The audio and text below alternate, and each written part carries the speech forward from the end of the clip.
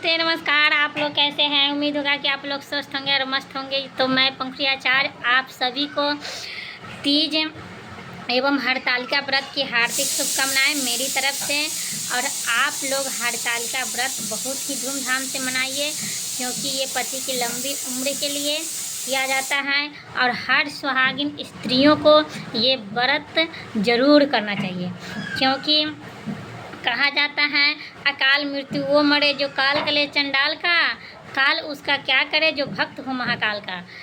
तो जो शिव जी के भक्त हैं उनको कोई बाल भी बका कर ही नहीं सकता, चाहे जितना भी शत्रु पीछे क्यों न पड़ जाए। इसीलिए आप लोग सभी सुहागिन महिलाएं हरतालिका व्रत त्यौहार ज़रूर ही मनाइए। चाहे वो एक बात मैं बता दूं कि हरतालिका व्रत अगर आप संभव नहीं है, आप नहीं कर पा रहे हैं, आपका शरीर अस्वस्थ है, आप गर्भवती महिला हैं, तो आपको अगर आपके पति सक्षम हैं तो आप अपने पति से करवा लीजिए। और नहीं तो आप उस दिन आपको कुछ नहीं करना है, ब्रह्म मुहूर्त में उठना है और उठ करके आपको शिवलिंग पर जलाभिषेक करना है। और जलाभिषेक करने के तत्पश्चात घर आने के बाद आपको जो खाना अच्छा लगे आप खाइए।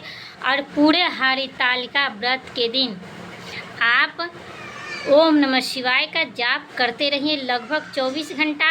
और 24 घंटा 1 घंटा कीजिए और एक बेलपत्री आप कहीं जमा कीजिए, फिर 1 घंटा कीजिए और एक बेलपत्री आपको किसी पात्र में एकत्र करना है। और करने के तत्पश्चात जैसे ही आप लगभग रात के 8-9 बजे के करीब होगा, आप उस सभी बेलपत्र को कहीं शिवलिंग पर आप अर्पित कर दीजिए। और फिर से रात भर आपको जागरण करना है और एक दीपक अपने घर में जलाना है। और उस दीपक के पास 1 घंटा ओम नमः शिवाय कोई भी काम करते रहिए और इस मंत्र को जपते रहिए। जैसे ही 1 घंटा पूरेगा आप एक बेलपत्री ले आकर के दीपक के समक्ष एकत्रित कर लीजिएगा। और जैसे ही कल सुबह 4 बजे या 5 बजे आपको उस बेलपत्री को स्नान ध्यान करने के बाद उस बेलपत्री को लेकर के शिवलिंग पर अर्पित कर देना है। और अगले दिन आपको जो अच्छा खाना लगे आप खा लीजिएगा। इससे आपका हरतालिका व्रत पूर्ण होगा। अगर आप खाना भी खा रहे हैं और ये उपाय अगर करते रहेंगे तो आपका हरतालिका व्रत पूर्ण होगा। ये शास्त्र सम्मत बातें हैं, इन पर अगर आप लोग फॉलो कीजिएगा तो निश्चित ही आपका हरतालिका व्रत बिना सहे हुए खाना खाकर भी आपका हरतालिका व्रत पूर्ण होगा। और जो सक्षम हैं ये व्रत को कर सकते हैं और हर साल इस त्यौहार के मनाते हैं, उन लोगों के लिए खास है उपाय। आपको हरतालिका व्रत अगर जैसे ही पार्वती जी ने किए हैं उसी अनुसार अगर आप लोगों को भी दीर्घायु, चिरंजीवी, संतान और पति की आयु चाहिए तो आपको सभी स्त्रियों को नदी के तट पर जाना चाहिए।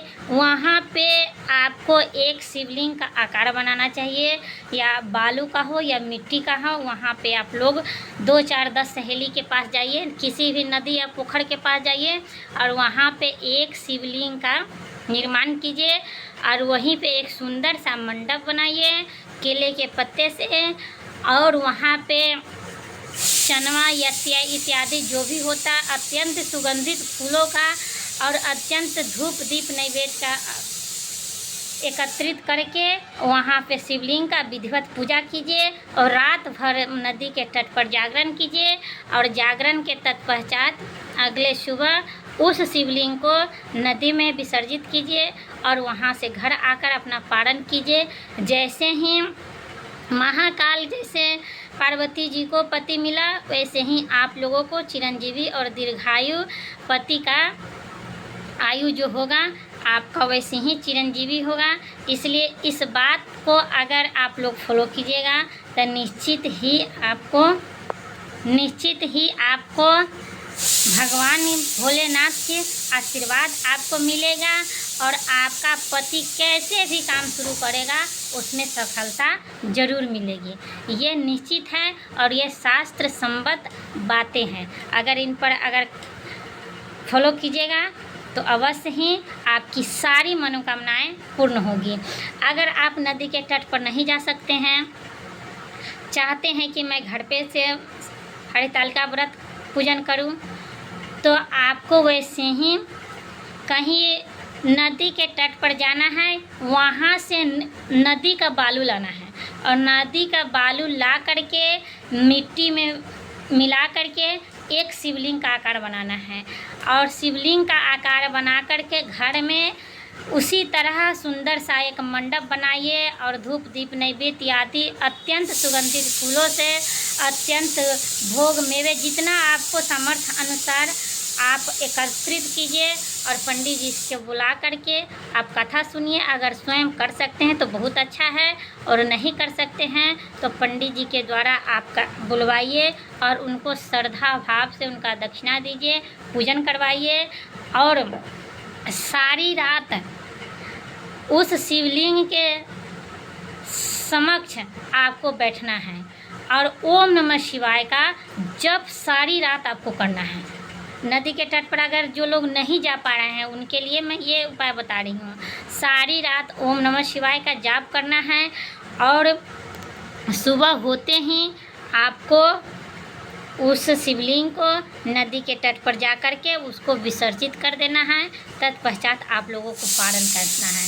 ऐसे अगर आप कीजिएगा तो बहुत ही अच्छा होगा और चिरंजीवी दीर्घायु पति का उम्र होगा।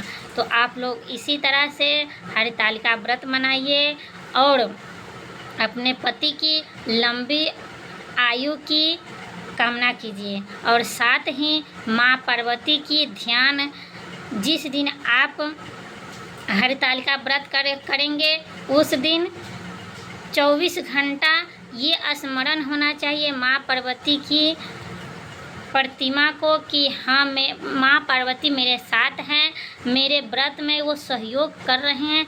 ऐसे आपको प्रादुर्भाव करना है और आपके अंदर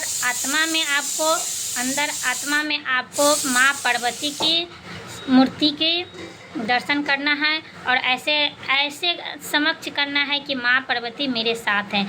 आप लोग देखिएगा, इस बार इस बात को फॉलो करके देखिए, आपकी ज़िंदगी की सारी बाधाएं, सारी कष्ट, सारी दुख कलेश ख़त्म ना हो जाए तो हमको कहिएगा, क्योंकि फिर मैं कह रही हूँ कि जो महाकाल का भक्त है उसको कोई बाल भी बांका कर ही नहीं सकता, बल्कि आपका सोच और विचार पवित्र होना चाहिए और खान पान भी पवित्र होनी चाहिए।